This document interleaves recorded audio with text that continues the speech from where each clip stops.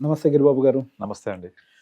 Sir, clients విషయంలో చూస్తే నా దగ్గరకు వచ్చే వాళ్ళందరూ ఆఫ్‌కోర్స్ నాకు తెలిసి ప్రతి ఒక్క ఎంఎఫ్‌డి దగ్గరికెళ్ళే వాళ్ళందరూ ఏజ్ గ్రూప్ కూడా యావరేజ్‌గా 40 అబోనే ఉంటుంది. అంతే.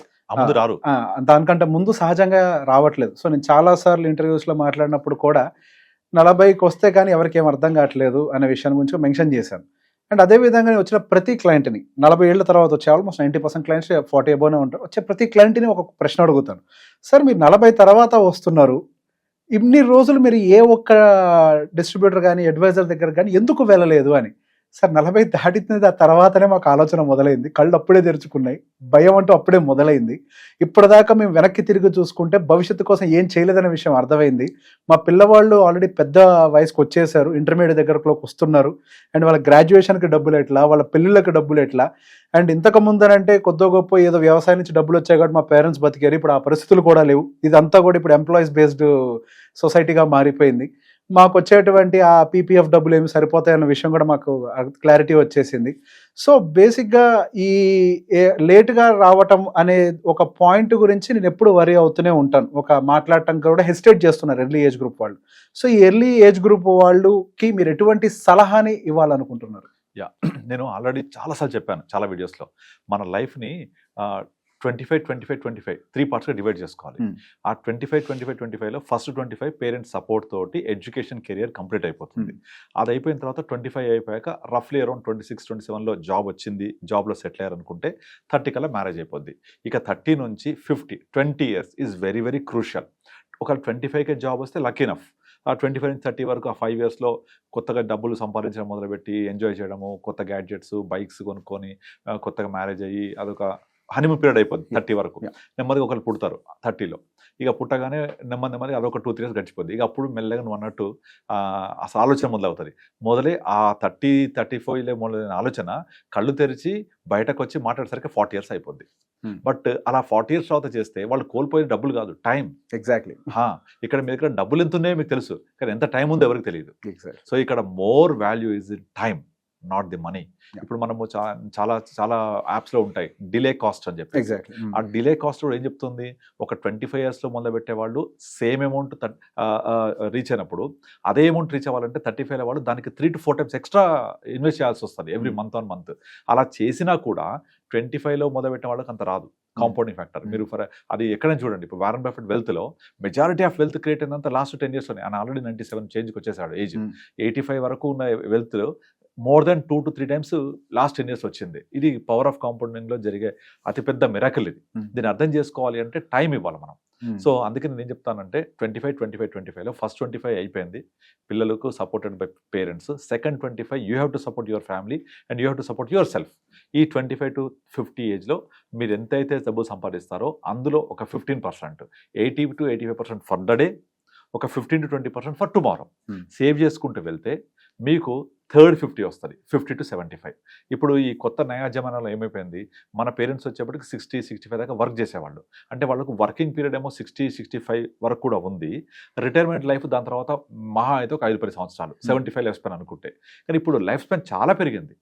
ఈవెన్ ఇప్పుడు జెన్జీ తర్వాత నెక్స్ట్ వచ్చిన కొత్త జనరేషన్స్లో ఈ 2020 తర్వాత పుట్టిన వాళ్ళల్లో people are saying that the improved medical conditions, improved health conditions, improved food హ్యాబిట్స్లో they can live up to 80, 85.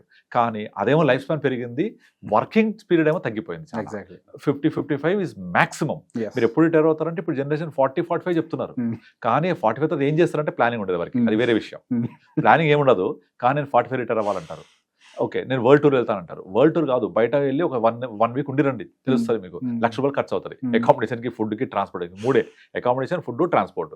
బయట ఎక్కడ ఏ హోటల్కి వెళ్ళినా రోజుకు 3-4 వేలు తక్కువ ఉండదు. సో 1 వీక్ ఉన్నారంటే అదొక 25,000. అండ్ ఫుడ్ రోజుకి 1,000-2,000 తక్కువ ఉండదు.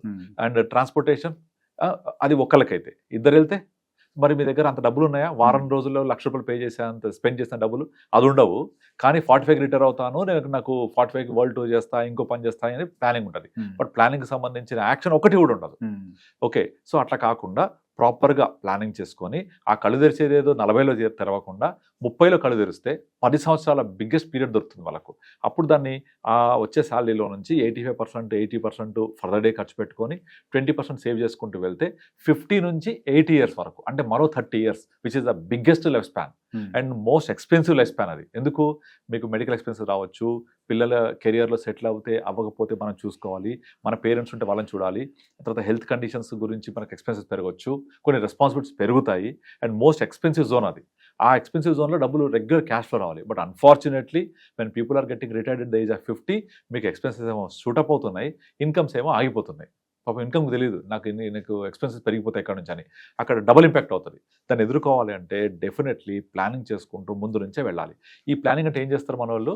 అక్కడ ఒక ప్లాట్ కొన్నా, ఇక్కడ ఒక ప్లాట్ కొన్నా, ఇది ప్లాట్ ఇది అని మొత్తం ప్లాట్లు కొని కూర్చుంటారు. ఏమవుతుంది? అది cash poor asset rich. Cash poor asset rich ఉంటే you die as a rich person, but you live as a poor person. అలా ఎప్పుడు జరగకూడదు. The concept is completely should change, must change. You live rich, die poor. అంతే. నువ్వు గొప్పగా జీవించు, పేదవాడిగా చచ్చిపో, పర్వాలేదు. ఎందుకంటే ఆ లెగసీ కంటిన్యూ కావాలి. సో అలా అవ్వాలి అంటే you have to plan from the beginning. So మనకొచ్చే ఇన్కమ్ని మనము 50 ఇయర్స్ రీచ్ అయ్యేప్పటికల్లా all fixed assets should convert into financial assets. Liquidity should be the king. Cash is king. ఆ క్యాష్ రూపంలోకి అన్ని మార్చేసుకోవాలి. ఎక్కడెక్కడ రియల్ ఎస్టేట్లో ఉన్నాయి అన్ని కన్వర్ట్ చేసుకుంటూ ఒక రెగ్యులర్ క్యాష్ ఫ్లో వచ్చేలాగా ప్లాన్ చేసుకొని, నాకు 50 నుంచి 80 దాకా నాకు, నా తర్వాత వైఫ్కి మినిమం ఎంత కావాలి డబ్బులు, అది మళ్ళీ ఎక్స్పోనెన్షియల్గా ఎవ్రీ 5 ఇయర్స్కి ఒకసారి ఒక 10% పెరుగుతూ 3 ఇయర్స్ టు 5 ఇయర్స్లో పెరుగుతూ నాకు రావాలి అంటే నాకు కార్పస్ ఎంత ఉండాలి, ఈ కార్పస్ ఉండాలంటే ఇప్పుడు నేను ఎంత చేయాలి, ఇవన్నీ ప్లాన్ చేసుకుంటూ వెళ్తే అప్పుడు ఆ కళ్ళు తెరిచేది ఏదో 30 కళ్ళు తెరిస్తే definitely life is beautiful, they can enjoy that. But ఇక్కడ ప్రాబ్లం అంతా వాళ్ళు ఇదంతా అర్థం చేసుకునేప్పటికే సినిమా అయిపోద్ది. ఎగ్జాక్ట్లీ టైం ఉండదు. కనుక మనం ఇలా ఎక్స్పర్ట్ అడ్వైజ్ లాగా మనం మాట్లాడుతున్నది విన్నవాళ్ళు ఇంప్లిమెంట్ చేయగలిగితే అంతకంటే బ్యూటిఫుల్ లైఫ్ ఇంకోటి ఉండదు. So simple, for your question the answer is they have to open their eyes much early. That is the only option. లేదు నాకు తెలియలేదు, టైం అయిపోయింది, అలా చాలా మంది అలాగే ఉన్నారు. నేను నా దగ్గరకు ఒక క్లయింట్ వచ్చాడు, మోహన్ రావు అని. అతను ఏజ్ 53, నాకు ఇంకా 7 ఇయర్స్ టైం ఉంది, నా దగ్గర ఇప్పుడు ఒక 20 లక్షల డబ్బులు ఉన్నాయి, ఇది మాత్రమే ఉన్నాయి, నేను ఇంకా 7 ఇయర్స్ తర్వాత ఏంటో ఇప్పుడు నాకు అసలు భయమవుతుంది తలుచుకుంటే. సో ఏంటి పరిస్థితి? సో మా ఫాదరు, మా వైఫ్ అందరు కూడా పోస్ట్ ఆఫీస్లో పెట్టు, ఒక ప్లాట్ కొను, ఒక ఇది కొను అంటే 20 లక్షలతో ఏమీ రాదు, ప్లాట్ రాదు, ఫ్లాట్ రాదు, ఇది ఎంత వస్తుంది? మళ్ళీ నేను ఇది ఫిక్స్డ్ పెట్టేసుకుంటా. ఇది కాదు, నేను 3 నెలల నుంచి చూస్తున్నానండి, అన్ని కూడా మీ వీడియోస్ అని చూసి నాకు డిసైడెడ్, నాకు ఈ మనీ వెల్త్ క్రియేట్ అవ్వాలి, కానీ తగ్గకూడదు, అసలు పడిపోకూడదు, రావాలి అంటే కుదరదు అట్లా. సో మీరు ఇక్కడ మిస్ అయింది టైం కనుక దీన్ని జాగ్రత్తగా మనం ప్లాన్ చేయాలని మొత్తం అంతా ప్రాపర్గా ప్లాన్ చేసి 60కి వచ్చేప్పటికి కనీసం ఒక బెటర్గా వచ్చేలాగా. అప్పుడు తను నేను చెప్పింది ఏంటంటే, ఇంతకాలం ఎంజాయ్ చేసావు కదా, ఇప్పుడైనా స్క్వీజ్ అవ్వు, ఎక్స్పెన్సెస్ తగ్గించుకుంటావా, ఇన్కమ్ పెంచుకుంటావా, నీ చేతిలో ఉంది. నువ్వు ఇప్పుడు ఈ డబ్బులతో పాటుగా నువ్వు కొంత ఎస్ఐపి లాగా యాడ్ చేస్తే తప్ప రాదు. యూ హ్యావ్ టు, అంతే. లాస్ట్ 20 ఇయర్స్ అంతా ఎంజాయ్ చేశావు కదా, ఇప్పుడు దానికి సంబంధించిన నువ్వు పెనాల్టీ పే చేయాలి, అంతే, దట్స్ ఆల్, ఇంకా ఆప్షన్ లేదు. అలా స్క్వీజ్ అయ్యి రావాల్సిందే. ఇంకో క్లయింట్ ఎగ్జాంపుల్ చెప్తాను. అతనికి ఎప్పుడో 20 ఇయర్స్ బ్యాక్ ఒక ప్లాట్ కొన్నాడు మియాపూర్లో. అది ఈ రోజు ప్లాట్ వాల్యూ 2 కోట్లు ఉంటుంది. అండ్ ఉండేది సొంత ఇల్లు. ఆ సొంత ఇల్లు మామూలుగా ఉంటుంది అది, కానీ సొసైటీలో మీకు ఉండడానికి సొంత ఇల్లు ఉంది, అక్కడ ఒక ప్లాట్ ఉంది, అసలు మీరేంటి కోటీశ్వరునికి ఫీల్ అయిపోతుంటారు. కానీ ఆయనకు వచ్చే నెల జీతం 20,000 రూపాయలు. ఒక నార్మల్ టీచర్ ఆయన, అంటే ఇప్పుడు 55 పైన వచ్చాడు, యాక్చువల్గా ప్రైవేట్ టీచరు. ఇప్పుడు ఆయనకు 20-25 నుంచి ఎవరు ఇవ్వట్లేదు ఎక్కడ కూడా, ఏ స్కూల్లో కూడా. 20,000 రూపాయలతోటి ఆయన తట్టుకోలేకపోతున్నాడు సరిపోక. ఒక పాప ఎడ్యుకేషన్ ఇంజనీరింగ్ చేస్తోంది, ఒక బాబు ఇంజనీరింగ్ అయిపోయింది, ఇప్పుడు జాబ్ లేదు, 20,000 నెట్కి రావాలి. ఆ ల్యాండ్ అమ్ముదామంటే కొనేవాళ్ళు లేరు, 2 కోట్లకు అంత పెద్ద బిట్టు ఎవరు కొనట్లేదు, బయ్యర్ రావట్లేదు. అండ్ ఉన్న ఇల్లు ఇంటి ముందు రోడ్ వేసి గత 20 సంవత్సరాలు కిందికి వెళ్ళిపోయింది. వాళ్ళకి అది దానికి ఒక ఇదిగా లేదు. కానీ వాళ్ళ బంధువర్గాలు అంత మాత్రం మీకేంది సొంత ఇల్లు ప్లాట్ అంటే ఫటిపురాని కమీజ్ అని ఒక సామెత ఉంటుంది హిందీలో. అంటే లోపలంతా చినిగిపోయి ఉంటుంది, పైన సల్వార్ కమీజ్ వేసుకుంటారు. ఆ టైప్లో నెల తిరగగానే 10 రోజుల్లోకి అయిపోతాయి 25,000. బట్ నేను ప్లాట్ అమ్మమన్నాను, ఇప్పుడు అమ్మే పరిస్థితి లేదు, ఎవరు కొనే పరిస్థితి లేదు. సో ఆ ప్లాట్ అమ్మితే 2 కోట్లు వస్తే ఇప్పుడు అమ్మాయి పెళ్లి చేయాలి, అబ్బాయికి జాబ్ రాకపోతే అబ్రాడ్ వెళ్ళడానికి ప్రయత్నం చేస్తున్నాడు, డబ్బులు లేవు. సో ఇట్లా ఇరుక్కుపోయే బదులు ముందు నుంచే ప్లాన్ చేసుకుంటూ రావాలి. 2 కోట్ల లిక్విడిటీ కూడా దొరకదు, అది problem. He's facing literally, this is real story అని చెప్పేది. సో అలా కాకుండా ముందు నుంచి ప్లాన్ చేసుకుంటూ రావాలి. కనుక 40 ఏళ్లలో తెరిచే కళ్ళు 30 ఏళ్లలో కనుక ఆలోచిస్తే definitely life is beautiful, we can plan accordingly. So దీనికి answer only you have to plan, అంతే. సో మనము ఏదైతే ప్లాన్ చెయ్యలేకపోతే that is actually planning for failure. Exactly. So నువ్వు ప్లాన్ చేయట్లేదు అంటే నువ్వు ఫెయిల్యూర్ కి ప్లానింగ్ అవుతున్నట్టే. True that's true. అంతే. సో ప్లాన్ చేయాలి, ప్రాపర్గా చేసుకోవాలి. దీనికి better consult adviser, consult financial planner. So they will guide you in better way. True. So నువ్వు మంచి గోల్స్ అచీవ్ అవ్వచ్చు. మనకు తెలియకపోతే డాక్టర్ని కన్సల్ట్ అవ్వాలి, తప్పదు. అన్ని మనమే చేసుకోలేము. పెరటి వైద్యాలు అన్ని చోట్ల పనిచేయవు కదా. ఇప్పుడు డాక్టర్ దగ్గరికి వెళ్తే కూడా వాళ్ళు బోర్డు పెడుతున్నారు బయట, please come in to my cabin by leaving your Google information. Google search. అక్కడ వచ్చేది సమాచారమే, అడ్వైస్ కాదు. కానీ ఆ సమాచారం అడ్వైస్ అనుకుంటారు. ఇంకొక ఎగ్జాంపుల్ చెప్తాను. నిన్న ఒక అమ్మాయి నాకు నామినీ గురించి, వాళ్ళ నామినీ ఎవరో డాటర్ 6 years డాటర్ పెడితే, అలా కాదమ్మా మీరు మేజర్ని పెడితే బెటరు, మళ్ళీ అపాయింటివ్ పెడితే పెట్టాల్సి వస్తుంది, better you nominate your husband అది అంటే, వెంటనే ఆమె నాకు ఒక గూగుల్ సెర్చ్ కొట్టి నాకు స్క్రీన్ షాట్ పెట్టింది. అది పైన ఏఐ సెర్చ్ అని రాస్తుంది, కింద you can nominate your friend, you can nominate any trustworthy, you can nominate central government, you can nominate state government, you can nominate local authorities, you can nominate your blood relations. ఇవన్నీ ఇచ్చారు nomination. ఇచ్చారు కదా, మా బేబీని పెడితే ఏంటి తప్పంటది. అసలు అక్కడ ఏ సెర్చ్ ఇచ్చింది ఇండియన్ పర్స్పెక్టివ్ కాదు, అది అబ్రాడ్ పర్స్పెక్టివ్. మన ఇండియాలో ట్రస్ట్ వర్తీ పర్సన్ నామినేట్ చేయొచ్చు అసలు లేదు. Who is trust worthy person అసలు ఆ టర్మే లేదు. లేదు. And you can nominate your friend, which is not possible. You can nominate state government, central government, that's different story. Trust ni పెట్టొచ్చు nominee కింద, దానికి ఏదో బిల్లు రాసి వదిలేయడం. కానీ ట్రస్ట్ వర్తీ పర్సన్ ఫ్రెండ్ పెట్టొచ్చు కదా, ఇది ఉంది కదా. ఇగో ఇది పరిస్థితి అని నేను చెప్పిన. నాకు కోపం వచ్చింది అసలు. అది కదా, మనం ఏ సెర్చ్ గూగుల్లో సెర్చ్ కొడితే, అది నువ్వు సెర్చ్ కొడుతుంది ఇండియన్ పర్స్పెక్టివ్ అని కొట్టావా, లేకపోతే అది ఇచ్చింది ఇన్ఫర్మేషన్, నువ్వు ఆ ఇన్ఫర్మేషన్ అడ్వైజ్ అనుకుంటున్నావు. సో నువ్వు ఎవరో ట్రస్ట్ వర్తీ అని మీ ఫ్రెండ్ ఏమైనా పెట్టేస్తే, రేపు పొద్దున నీకు ఈ డబ్బుల కోసం ఏమైనా చేస్తే, so where is I insurable interest ఉండదు కదా. అతను నీ మీద ఎందుకు రెస్పాన్సిబిలిటీ ఉంటుంది.